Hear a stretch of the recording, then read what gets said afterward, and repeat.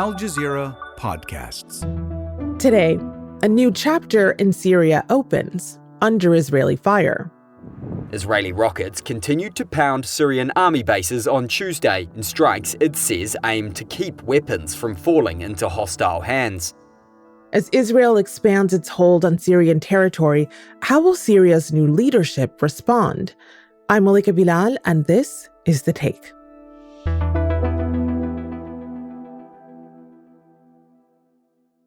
My name is Aymenn Jawad Al-Tamimi. I'm a research fellow at the Middle East Forum, which is a US think tank. I followed the Syrian war since the outbreak in 2011, and I did during the war focus on what Israel was doing via Syria during the war. So hopefully it can give good context for what Israel is doing now. Aymenn, welcome to The Take. It's good to have you and your expertise here. I want to start the conversation in one particular place, and that is Mount Hermon, also known in Arabic as Jabal al-Sheikh. The Israeli military seized control of it because of its strategic importance, overlooking Damascus. But I've also seen some conversations online recently about the epic skiing that is to come once Israel fully expands and takes it over, and the ski resorts that will result from that. What is behind the interest here? To be clear, the Mount Hermon area, it is intersecting on the border between the Israeli-occupied Golan Heights, right in the northeast corner of Israel. I mean, Israeli-controlled territory at least, and Syria's southwest border. And the Israelis, of course, for context, have controlled the Golan Heights since 1967. And they've also applied Israeli civil law there since 1981. So effectively, the Israelis have annexed it. And as we can see also since how the war's developed, they don't have any intention of relinquishing control of the Golan Heights, especially after what's happened with the war in Syria. But the Mount Hermon taking positions on Mount Hermon that were previously held by the Syrian army under Assad's regime. It's not just isolated to that. The Israelis have launched incursions actually pretty much along the entire border of the Golan Heights, stretching from the intersection of Lebanon, Syria, and the Golan Heights, right down through to effectively the intersection between the Golan Heights, Syria, and Jordan. Israeli forces on Sunday patrolled inside a recently seized demilitarized zone along the border with Syria, as Israeli Prime Minister Benjamin Netanyahu announced plans to double the number of Israelis living in the part of the Golan Heights Israel captured from Syria in a 1967 war. The Israelis explain what they're doing as a temporary buffer zone for security reasons. And they effectively, I think you can see this as a continuation of their policy during the war with Syria, which is that they preferred to have a central government of some kind in Syria and some sort of stability in the center to what they see as anarchy. And that's actually why they weren't that keen on seeing Assad removed from power.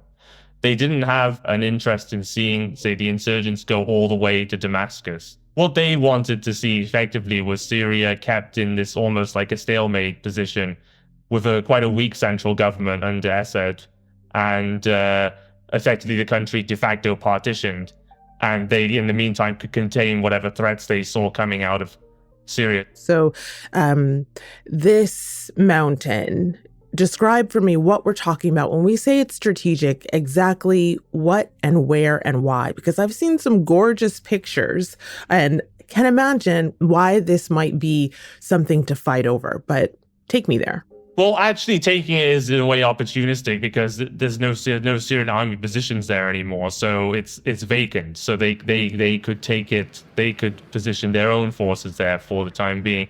If you consider all of that as Israel territory, if you consider it that way, then it would be Israel's highest point. But also it has a very strategic position looking over into Syrian territory and also looking over on the other side into Lebanon. Because remember, this is right at the intersection of Lebanon and the Golan Heights and Israel. At the same time also, I mean, the Mount Hermon area, leaving aside the very peak of it, there's Israeli tourism there's tourism that goes on in the peaks of the Golan Heights for skiing resorts in particular. Now, whether they turn Mount Hermon into a ski resort, the very top of it into a ski resort, is an open question. But there is Israeli economic interest in the Golan Heights besides just the broader area of Mount Hermon and the Golan Heights. Besides military and military ones.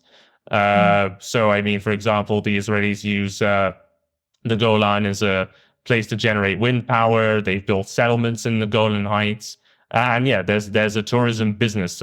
There's tourism that goes on in the Golan Heights, advertising skiing. It's quite a popular ski resort destination for Israelis. Probably shouldn't go without saying, and that is despite the fact that it is illegally occupied territory that the rest of the world doesn't recognize as being except the U.S. Except the U.S. Yes. Under Trump in 2019. So we'll get to that. So, Aymenn, there are a couple things going on here. There is expanded Israeli presence on Syrian territory that is in the south. And there's also these Israeli military strikes happening across the country and not just military sites. Close to 500 of them since Syrian President Bashar al-Assad fled the country. So while Syrians were celebrating the fall of a dictatorship, what exactly was Israel doing? Well, the two things they're doing. The first is on the more general scale across the entire country. They're taking out any military assets that were left over by the Assad regime. Because remember, the collapse of Assad's regime, it was very, very rapid and defied most analysts' expectations. And it wasn't really... Yes, there was some fighting that went on in the northwest of the country in particular. But once Aleppo and Hama cities fell, I mean, basically it was just a mass withdrawal, soldiers throwing away their uniforms and equipment just being abandoned and left behind. The result of that is that there's a lot of military equipment that has now been just left behind in air bases throughout the country, the Syrian Navy, various weapon storage facilities. And so what the Israelis are doing is that as part of this, again, minimize anarchy as they see it, this threat as they see it, they will take out any assets that they think might be used by elements potentially hostile to them or wanting a confrontation with them. It's, you can call this preemptive from the Israeli point of thinking, but as we know, Israeli thinking about what is preemptive tends to be very heavy-handed. More specifically, though, looking at the incursion into Syrian territory. This has happened now in a number of locations across the border between occupied Golan Heights and Syria. What they do is they enter into various points along it.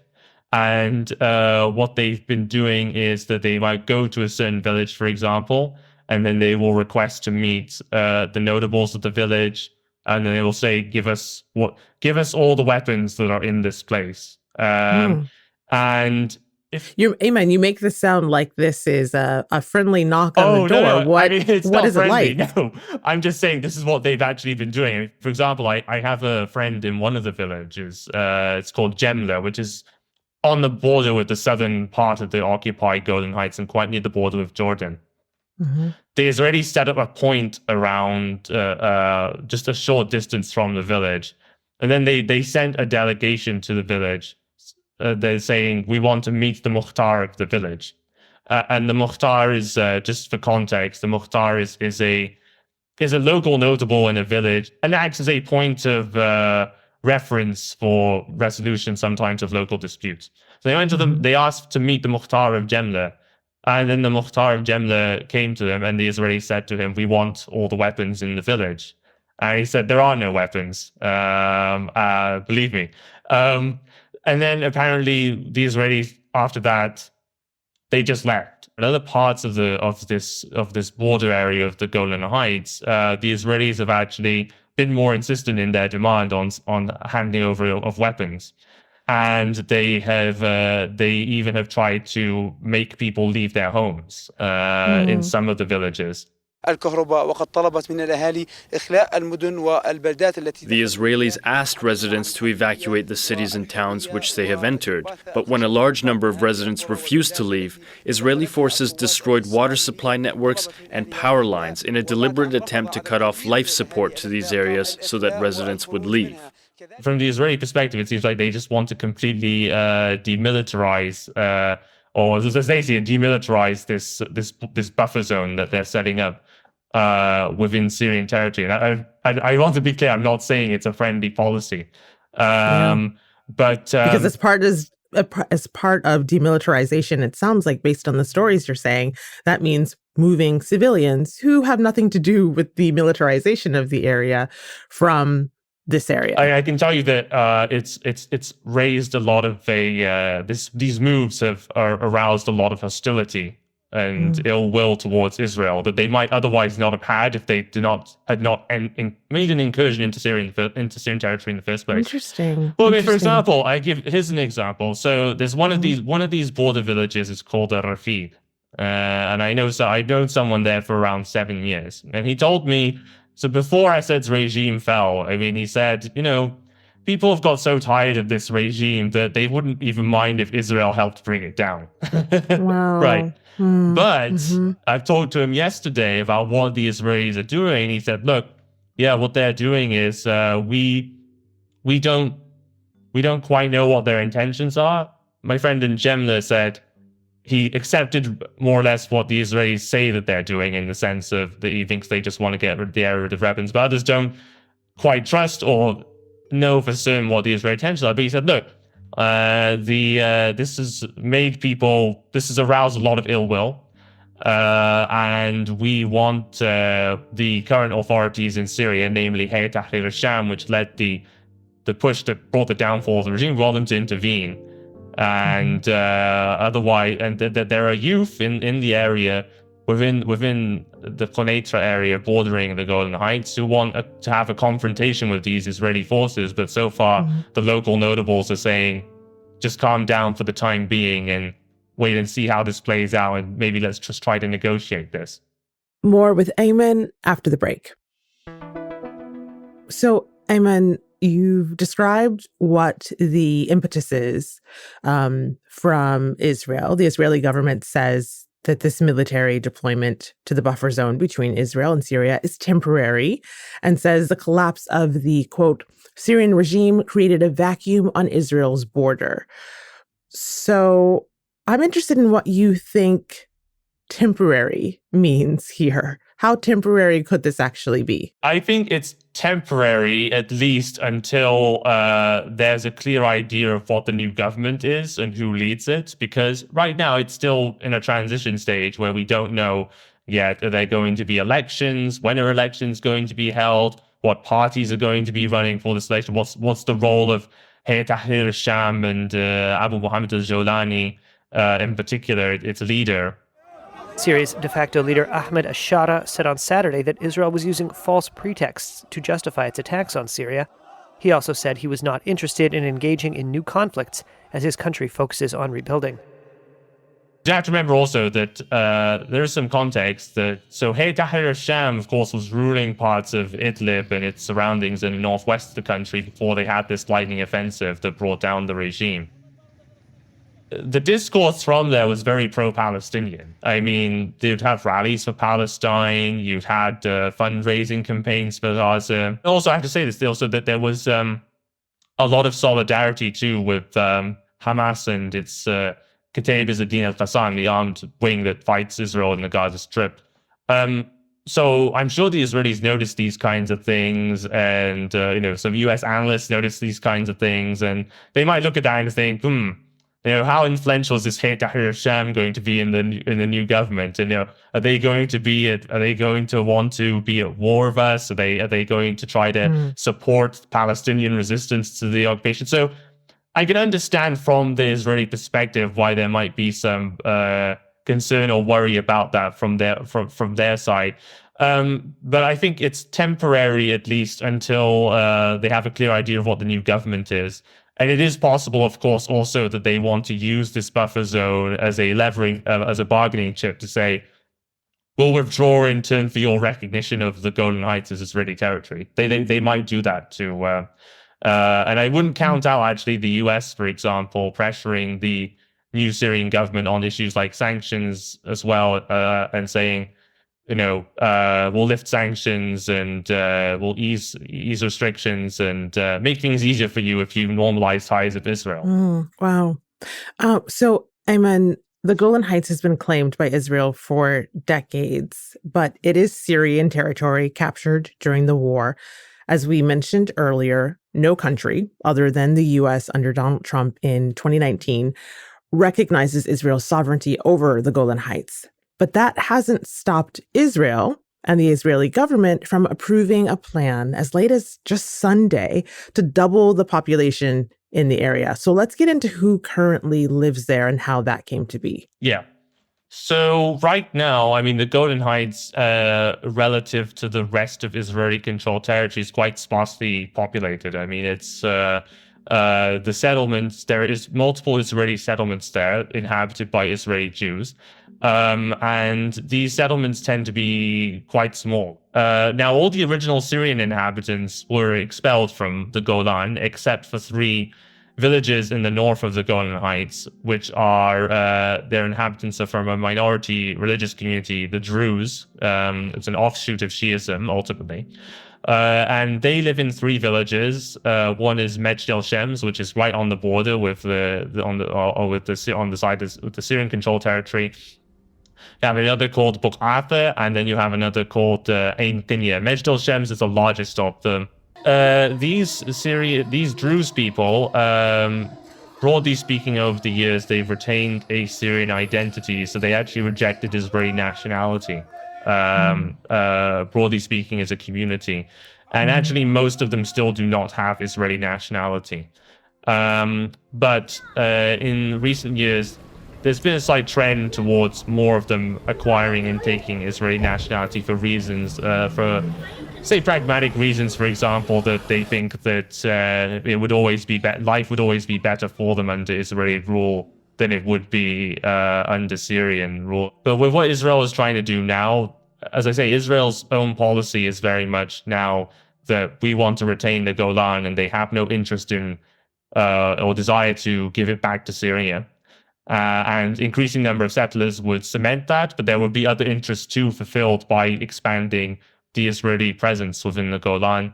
For example, I mean, Israel's housing market is very notorious for its ridiculously high prices. Property in the Golan would be cheaper because it's more space, less pressure, less competition.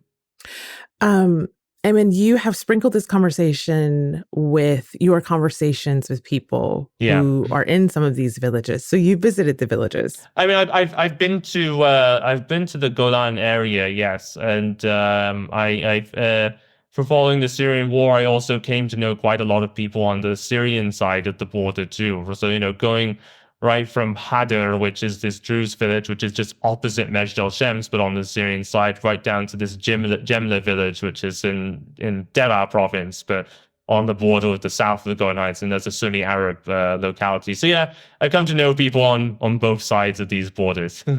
And so what are you hearing from people in these communities currently when it comes to the Israeli potential expansion, when it comes to who might rule Syria moving forward, when it comes to what they're feeling right now?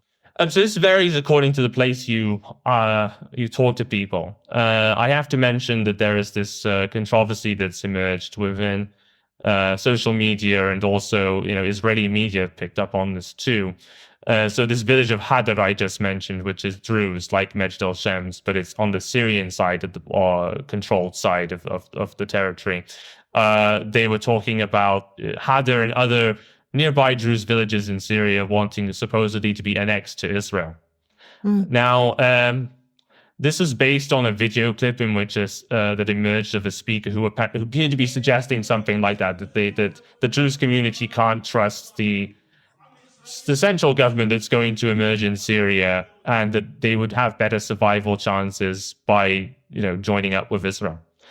Now, the Israeli media that then took this to say these villages have declared to want to be annexed by Israel. It's a very big exaggeration of what actually happened. I know several people in the village of Hagir, and none of them support the idea of wanting to be annexed by Israel.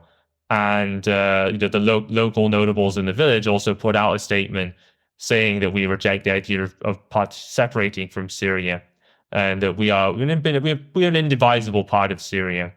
And I think there are a minority of people in the village in Hagir and some of these other Druze villages that would be concerned because, firstly, of worry about the nature of Hayat Tahrir al-Sham in the center of power, and also the fact that in the course of the war, they did stand by the regime. I mean, Hagir, for example, I documented all of the people from that village who died during the war fighting on the government side. It goes to over 100 people.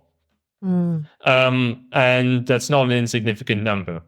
So I could understand some concerns among some people there about what their future is under a new post-Assad order in Syria. On the other hand, I say this does not mean the village as a whole has declared it wants to join Israel. There are people in that village also who have lost relatives because of Israel. Well, finally, Aymenn, I wonder where this could go from here. That is the question I think that we'd all... Million-dollar question, right? Yeah, because we'd all want to know answered. I think that for now, just at least that Israel continues this sweeping along the border region, trying to clear out, to continue to search for, try to make people hand over weapons. But in the meantime, here Tahrir al-Sham finds its hands a bit tied. But I don't see an all-out war breaking out between Israel and Hayat Tahrir al-Sham. And that's The Take. If you haven't yet, make sure to subscribe to the Al Jazeera English channel to get all the latest. Hit that subscribe button, and we'll see you here tomorrow.